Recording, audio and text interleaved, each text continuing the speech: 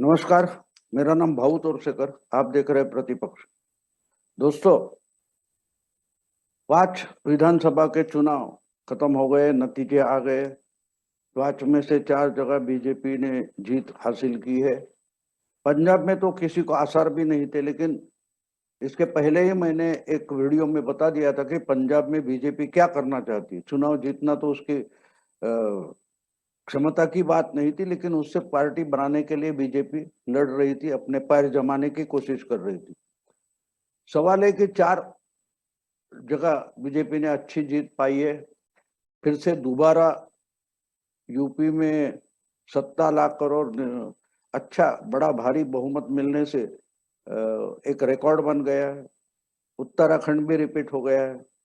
मणिपुर और गोवा में पिछले चुनाव से अच्छी स्थिति हो गई है। तो इसके पूरे देश में और क्या परिणाम होंगे उसकी भी चर्चा आजकल चल रही है।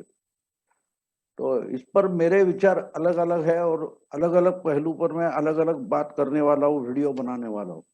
आज इस पर चर्चा महाराष्ट्र के सिलसिले में करूंगा, क्योंकि 2 बातें हुई है। एक तो गोवा में जो बीजेपी को बड़ी जीत हासिल हुई है, उसकी अपेक्षा बहुत सारे लोगों को नहीं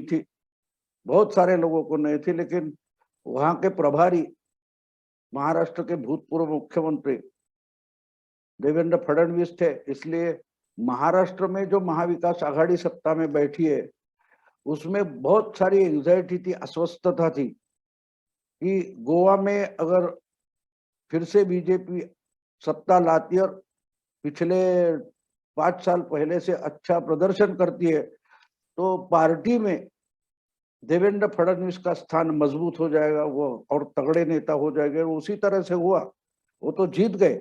लेकिन गोवा में जो जीत हुई बीजेपी की, उससे बड़ा प्रभाव उसका महाराष्ट्र पे पड़ा है।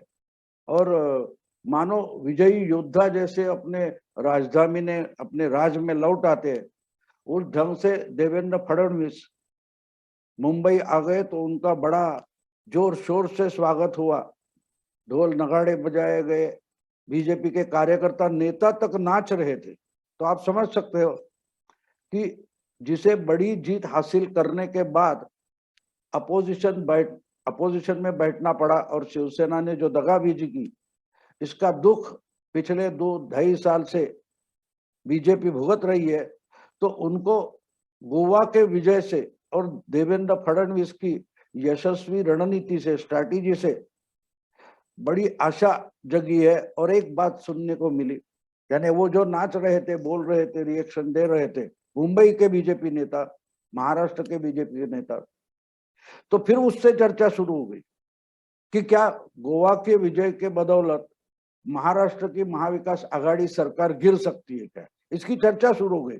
और बीजेपी के नेताओं ने वो जमावड़ा जो हुआ था उनके पार्टी के बाहर, उसमें भी एक स्लोगन दी गई, उत्तर प्रदेश तो झांकी है, महाराष्ट्र बाकी है।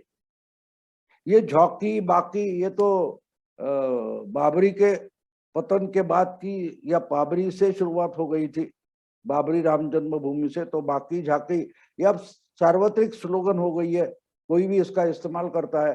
तो महाराष्ट्र में चुनाव के बारे में, सत्ता के बारे में इसका इस्तेमाल हो गया, उपयोग हो गया, तो कोई गलत बात नहीं, लेकिन उसमें तथ्य कितना है ये ढूंढना पड़ेगा। चर्चा तो बहुत सारी हो गई कि राष्ट्रपति शासन लगेगा, या मध्यावधि चुनाव होगा, या शिवसेना एनसीपी के एमएलए टूट सकते हैं और ऐसे ही मेजोरिटी करके सत्ता पलट हो सकता है। इसकी चर्चा बहुत हो गई। और हम देख सकते हैं, अपनी खुली आंखों से देख सकते हैं कि महाविकास आघाड़ी में गोवा के रिजल्ट से, नतीजे से बड़ा हड़कंप मचा है। सिर्फ गोवा नहीं, उत्तर प्रदेश, उत्तराखंड, मणिपुर, इन विजयों से हड़कंप मचा है। उसी तरह से पंजाब का जो चुनाव था, वहां तो बीजेपी है ही नहीं, तो 2 सीटें कैसी आ गई ये भी, और बड़े बड़े दिग्गज हारे। तो इसलिए जब ये बोला जाता है कि उत्तर प्रदेश तो झांकी है, ये मुझे कुछ हजम नहीं हो। उत्तर प्रदेश झांकी नहीं है, जितना कि मेरा राजनीतिक आकलन है, मुझे नहीं लगता कि उत्तर प्रदेश का जो नतीजा है वो महाराष्ट्र के लिए झांकी है। मैंने बिल्कुल मानता। उल्टा जहां बीजेपी पिक्चर में भी नहीं थी और आज भी पिक्चर में नहीं है। ऐसा जो पंजाब राज्य है, उस पंजाब के जो चुनाव नतीजे है वो मेरे लिए झांकी लगते हैं। महाराष्ट्र का अगर रेफरेंस हम लेंगे, महाराष्ट्र के संदर्भ में, महाराष्ट्र की राजनीति, सत्ता नीति, इसके बारे में अगर सोचना है भविष्य के लिए, तो उत्तर प्रदेश ये झांकी नहीं है। महाराष्ट्र के लिए पंजाब सबसे बड़ी झांकी है, क्योंकि पंजाब में जिस ढंग से पिछले 5 साल या 4 साल, आखिर के 1 साल में जो कुछ राजनीति हुई, जो कुछ उथल पुथल हो गई, जिस ढंग का गवर्नेंस था, जिस ढंग से चीफ मिनिस्टर बदले गए या राजनीतिक उथल पुथल चल गई, सत्ता में और अपोजिशन में, अकाली दल में हो या कांग्रेस में, और उसके बाद जो चुनाव हुआ है उसके अगर नतीजे जो परसों आ गए 10 मार्च को, वो अगर हम देखें तो मुझे लगता है कि पंजाब के नतीजे और पंजाब का चुनाव और पंजाब की राजनीति, ये महाराष्ट्र की भविष्य राजनीति के लिए सबसे बड़ी झांकी है कि महाराष्ट्र में आगे चलकर क्या होने जा रहा है। ये 2 दिन में, 2 महीने में, 6 महीने में होने वाला नहीं है। लेकिन जिस ढंग से पंजाब में कांग्रेस, राहुल गांधी, प्रियंका गांधी और बाकी सारे लोगों ने जो राजनीति की, बिल्कुल उसी तरह अकाली दल ने किसान कानून को लेकर जिस ढंग की राजनीति की, उसके परिणाम क्या हो सकते हैं, ये महाराष्ट्र के लिए सबसे बड़ी झांकी या सबूत है। इसलिए मैंने जो इस वीडियो को शीर्षक दिया है, उत्तर प्रदेश बिल्कुल नहीं, पंजाब असली झांकी है, महाराष्ट्र अभी बाकी है। क्योंकि मैं मानता हूं कि महाराष्ट्र की भविष्य की राजनीति, आगे चलकर महाराष्ट्र में क्या होने वाला है, क्या होने जा रहा है, वो हमें पंजाब का चुनाव और पंजाब की राजनीति में देखना पड़ेगा।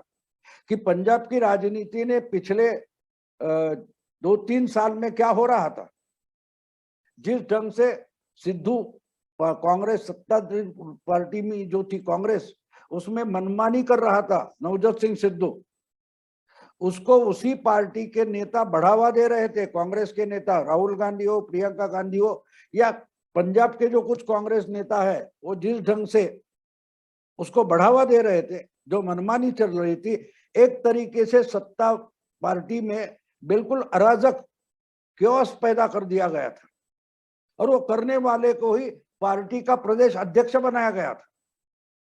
और पूरे दुनिया भर के लोग बोल रहे थे, अरे क्या कर रहे हो, आपकी पार्टी सत्ता में है।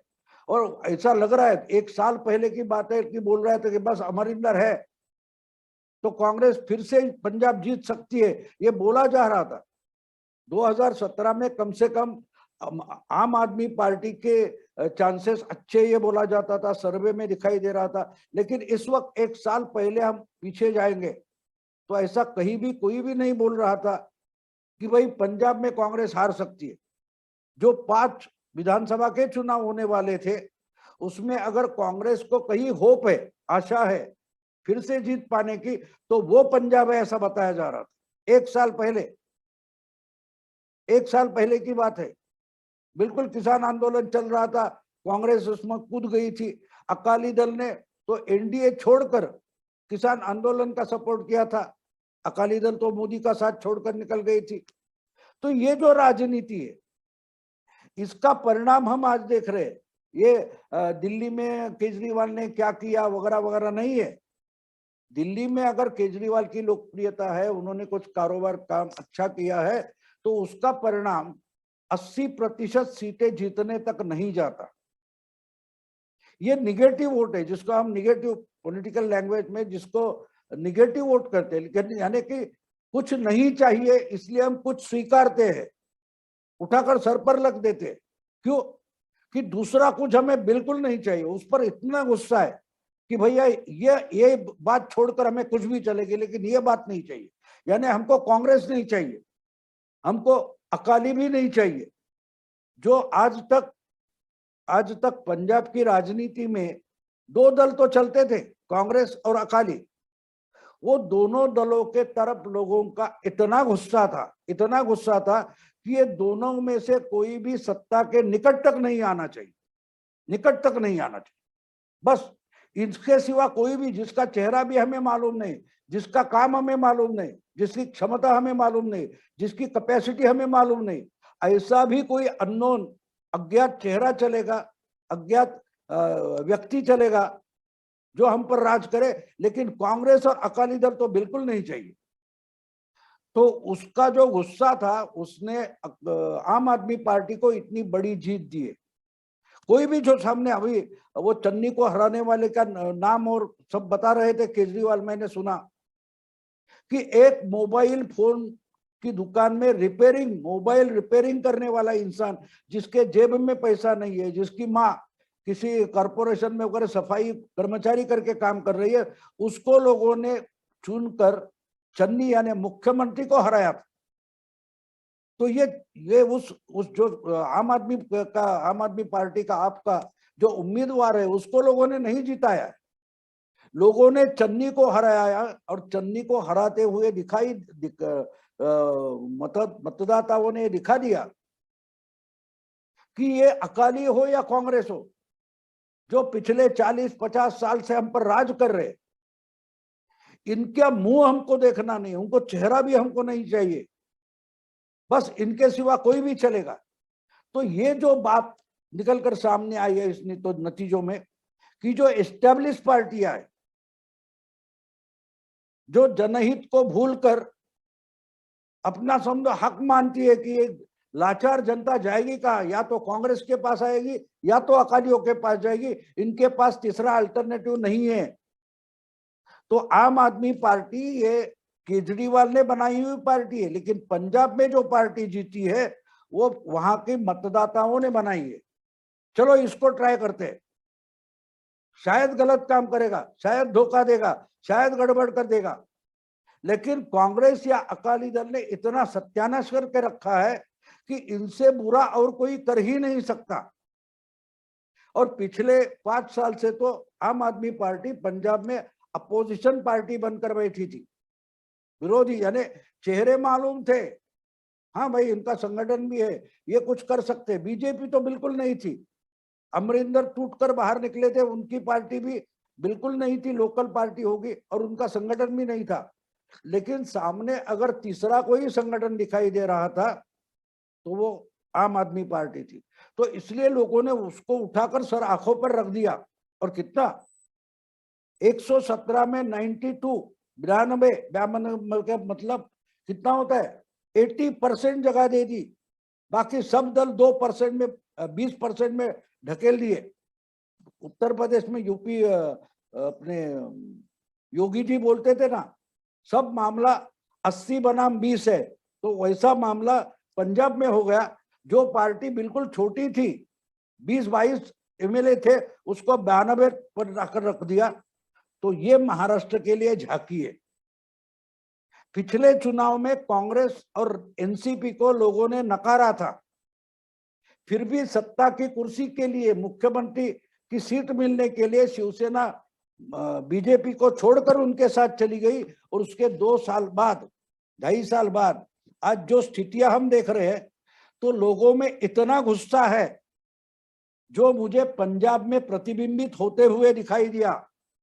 आज 2 दिन से मैं सुन रहा हूं, लेकिन कोई इसकी महाराष्ट्र के संदर्भ में पंजाब को नहीं देख रहा है। लेकिन अगर महाराष्ट्र की नाराज, हमने देखा कि परिवहन के कर्मचारी गुस्से में है, स्कूल के बच्चे गुस्से में है, उनके पेरेंट अपने बच्चों का भविष्य नहीं बचा, परीक्षा नहीं हो रही, स्कूल नहीं चल रहे, इसलिए गुस्से में है। समाज का हर तबका, हर घटक बहुत गुस्से में है उद्धव ठाकरे सरकार के लिए। यानी कि जिस ढंग से सामने आकर ना बोलने वाला पंजाब का आम आदमी था, सामान्य जनता थी, मतदाता था, जिस ढंग से उसका गुस्सा फूट रहा था अंदर ही अंदर, वो चुनाव के दिन फूट पड़ा। तो इसलिए मैं कहता हूं कि झांकी उत्तर प्रदेश की नहीं है। उत्तर प्रदेश में जो सरकार थी उसको ही लोगों ने अपोजिशन का पोलराइजेशन होने के बावजूद फिर से बड़ी भारी तादाद में जिताया है। पंजाब में ऐसा नहीं हुआ। पंजाब में जो सरकार नालायक थी, जिसने पूरा अराजक और बवाल मचा रखा था, गड़बड़ कर रखी थी, उसको हटाने के लिए लोगों ने कितना बड़ा भारी बहुमत आम आदमी पार्टी को दे दिया।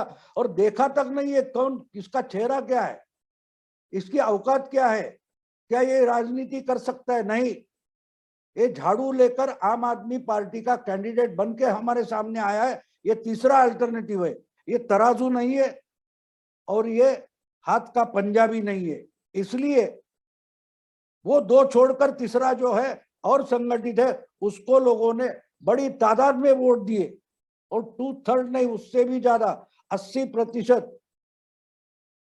4/5 मेजॉरिटी आम आदमी पार्टी को मिली है। इसलिए मैं मानता हूं कि अगर महाराष्ट्र की जनता गुस्से में हम दिखाई देखती है, हम देखते हैं, मीडिया भले ना बताए, आपको सर्वे भी नहीं बता रहे थे पंजाब का, मीडिया कहां बता रहा था कि भाई चन्नी लाया, अमरिंदर को हटाया। उसके बाद पंजाब में क्या है, किसान आंदोलन नाच रहे थे, लेकिन कांग्रेस हो या अकाली हो, दोनों ने किसान आंदोलन को सपोर्ट किया था।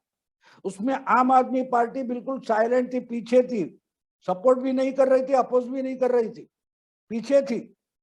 फिर भी उसको जिस ढंग से वोट मिला है वो हम देखे तो महाराष्ट्र की जो गुस्सा करने वाली जनता है, बहुत प्रक्षुब्ध जनता है, उसके मन में जो चल रहा है वो हम पंजाब में प्रतिबिंबित होते हुए देख सकते हैं।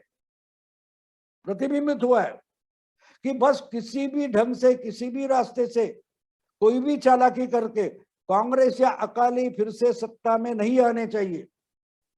अमरिंदर सिंह भी उनका ही है, भले आज बीजेपी के साथ दिखता है तो उस पर भरोसा नहीं करेंगे, जो बिल्कुल नया चेहरा है, जिसका कांग्रेस और अकालियों से दूर दूर तक संबंध तक नहीं है, उनको चुनेंगे। और बड़े बड़े इन दोनों पार्टियों के जो दिग्गज थे, अमरिंदर हो गए, चन्नी हो गए, सिद्धू हो गए, प्रकाश सिंह बादल हो गए, सबको जमीन पर लाकर रख दिया। इसलिए मैं बोलता हूं कि उत्तर प्रदेश झांकी नहीं है, महाराष्ट्र के लिए पंजाब का नतीजा झांकी है। इसलिए बीजेपी की स्लोगन, महाराष्ट्र की बीजेपी नेता और कार्यकर्ताओं ने जो स्लोगन दिए, क्या स्लोगन दिए? उत्तर प्रदेश तो झांकी है, गलत है। महाराष्ट्र का संदर्भ हम लेते, महाराष्ट्र के बारे में, राजनीति के बारे में सोचते तो पंजाब झांकी है और अगले महाराष्ट्र बाकी है, महाराष्ट्र की जनता बाकी है। जिस जनता ने पंजाब में कांग्रेस को और कांग्रेस की राजनीति को सबक सिखाया है, उसी ढंग से महाराष्ट्र की जनता इस महाविकास आघाड़ी को सबक सिखाने वाली है। इसलिए मेरी स्लोगन ये है कि उत्तर प्रदेश बिल्कुल नहीं, पंजाब असली झांकी है, महाराष्ट्र अभी बाकी है। दोस्तों यही रुकता हुआ, अगर वीडियो पसंद आए तो लाइक कीजिए, शेयर कीजिए और प्रतिपक्ष को सब्सक्राइब कीजिए। नमस्कार।